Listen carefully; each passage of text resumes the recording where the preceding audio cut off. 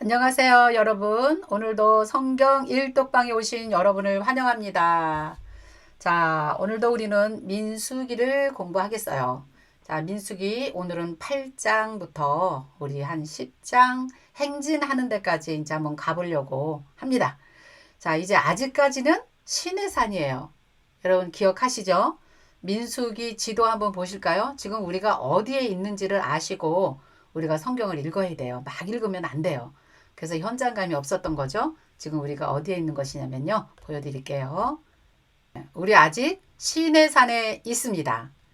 아직까지도 출발을 못하고 있는 것이에요. 네.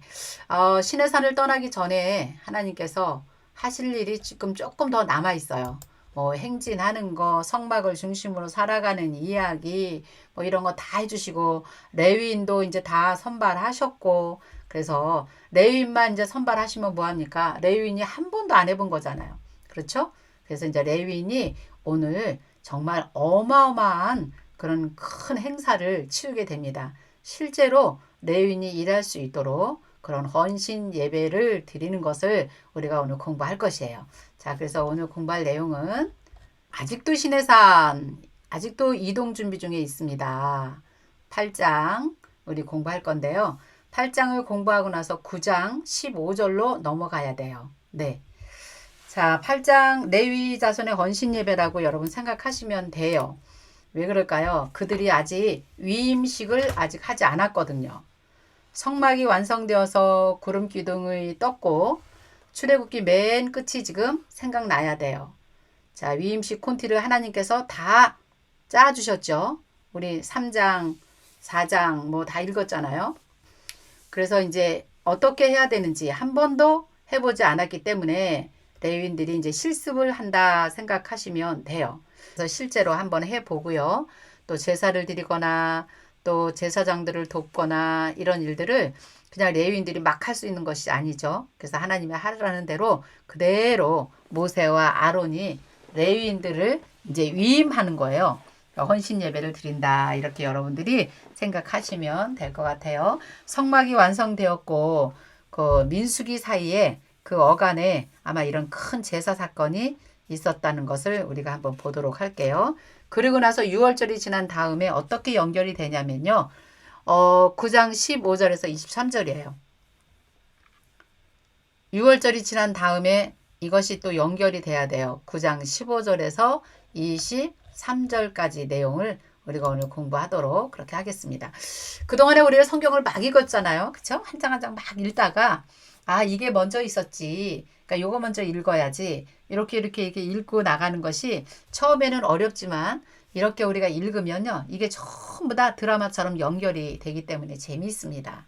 자, 그래서 오늘은 8장을 먼저 보도록 할게요. 레위인의 헌신 예배 8장. 여호와께서 모세에게 말씀하여 이르시되 아론에게 말하여 이렇게 하라. 등불을 켤 때는 이렇게 해라. 7 등잔을 등잔대 앞으로 비추게 하라. 아론이 그리하여 등불을 등잔대 앞으로 비추게 켰으니 여호와께서 모세에게 명령하신 대로 그렇게 했다. 자, 여러분 등불 생각나시죠? 금등대에 불을 켜야 될 거 아니겠어요?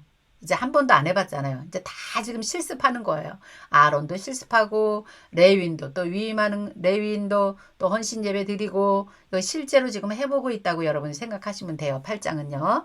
자, 금등대에 7 등잔을 앞으로 비추게 하라 그랬어요. 앞으로 비추게 하라. 자, 그렇게 하는 것이었구나. 이렇게 하고요. 그 다음에 4절 보니까 이 등잔대의 제작법은 이러했다. 곧 금을 쳐서 만든 것인데 밑판에서 그 꽃까지 쳐서 만든 것이라. 모세가 여호와께서 자기에게 보이신 양식을 따라 이 등잔대를 만들었더라 그랬어요. 자, 모든 것이 다 하나님께서 명령하신 대로 만들었더라. 자, 5절 보겠습니다. 이제 여호와께서 모세에게 말씀하신 대로 레위인을 요제로 여호와께 드려줘요. 요제. 6절 보겠습니다. 이스라엘 자손 중에 레위인을 데려다가 어떻게 할까요? 이제 레위인을 하나님께 올려드려야 돼요. 그래서 요제를 드려요. 요제는 제사를 드릴 때 이제 앞뒤로 이렇게 흔들어서 이렇게 드리는 제사 방법을 요제라고 해요. 자, 자, 요제로 레위인을 여호와께 드렸다는 거죠.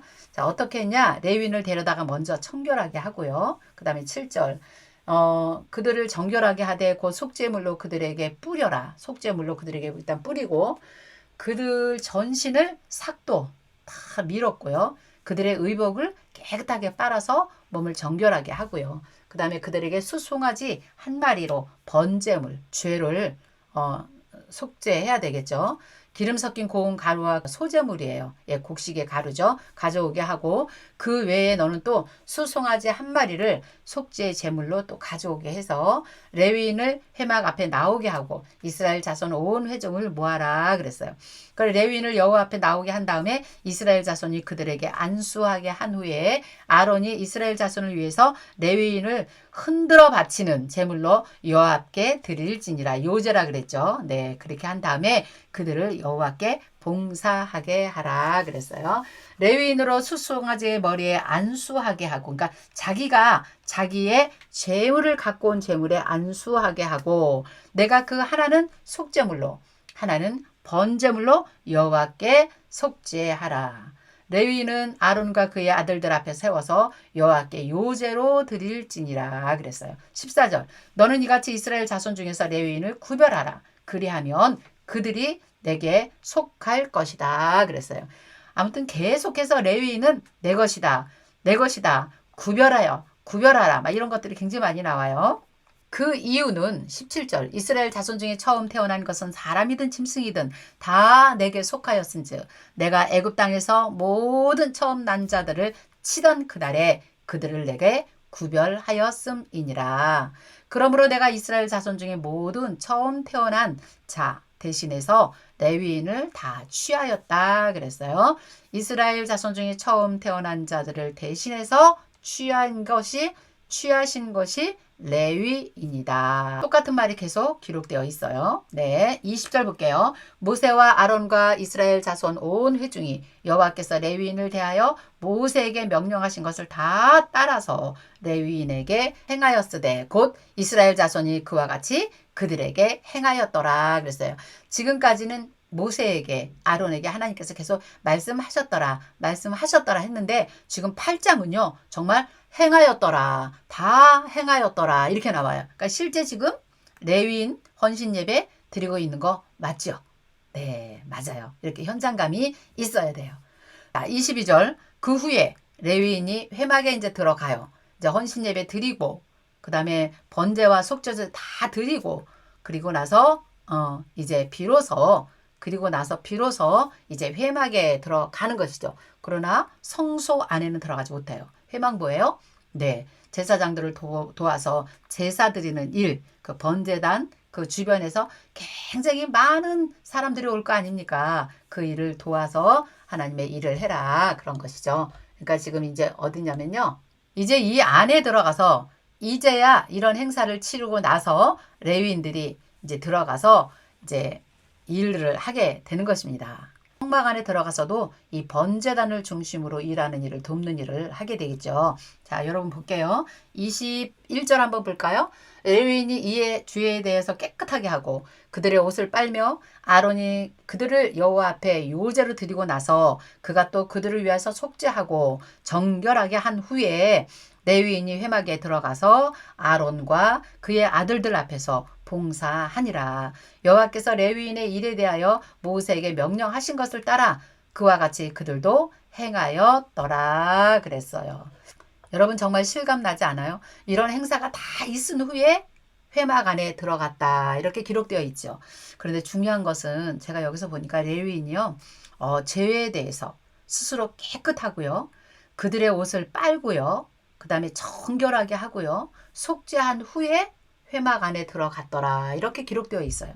이것이 지금 우리가 사는 시대에도 굉장히 필요합니다. 우리 레위인들 말씀을 전하는 목사님들과 교회에서 또 사역을 하시는 모든 사역자들이 이런 마음으로 하나님 앞에 예배자로 서야 되는 것입니다. 언제나 깨끗한 마음으로 정직한 영으로 성결한 영으로 하나님께서 보시기에 정말 정결한 모습으로 구별된 모습으로 살다가 예배를 이끄는 자, 예배에 참여하는 여러분들, 저와 여러분들이 전부 다 이런 마음을 가졌을 때야 비로소 예배자가 되어서 성전 안에 들어가서 예배를 드릴 수가 있는 것이죠.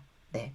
성경은 계속해서 우리에게 이런 말씀을 주시고 있는 것이죠. 왜요? 구별된 우리에게 하나님께서 계속해서 말씀해 주시고 싶은 말씀이 있는 것이에요.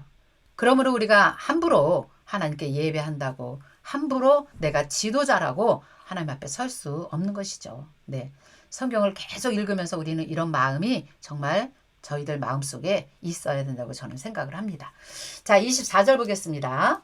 레위인은 이같이 할지니 곧 25세 이상으로 회막에 들어가서 복무하고 봉사할 것이다 그랬어요.